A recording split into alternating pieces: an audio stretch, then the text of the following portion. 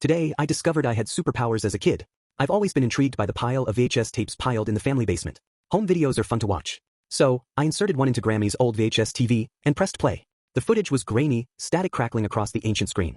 I could barely make out anything at first. Trees appeared, and beneath one snowy branch, a figure stood. Slowly, she came into focus. A woman wrapped in a red scarf and a patchwork coat, snow clinging to thick dark hair. Her head tilted back, eyes fixed on something hovering above her. The camera zoomed in, and a cold shiver crawled down my spine. It was me. I recognized my blonde curls swirling in the wind, my wide smile, the stupid freckle on my nose. It took me a moment to realize I was the one hovering, flying directly above the woman's head.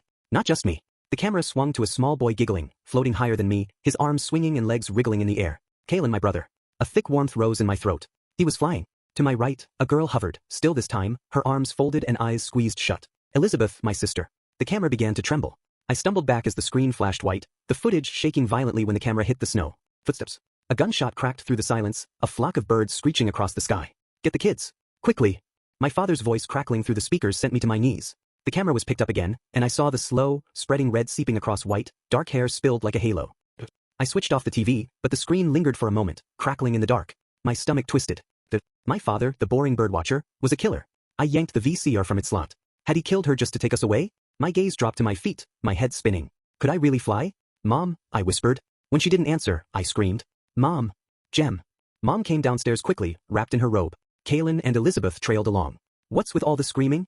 I didn't respond, switching on the TV and pressing play. Explain this, I choked out. I knew the moment my mother's eyes landed on the screen and widened, the truth. She was a killer. Turn it off, Mom breathed, when the camera found my younger self hovering in the air. She slammed her hands over her ears, eyes wild. Turn it off. Now. Why should I? I yelled. We've been able to fly this whole time? And you never told us. Mom grabbed me, her nails digging in. Look at me, she whispered, her voice choking into a sob. She came close, so close, her eyes glistening with tears. Can't you see the rope? Mom sobbed. Jem, you can't fly. Her trembling hands cupped my face, pulling me closer. That woman was hanging you.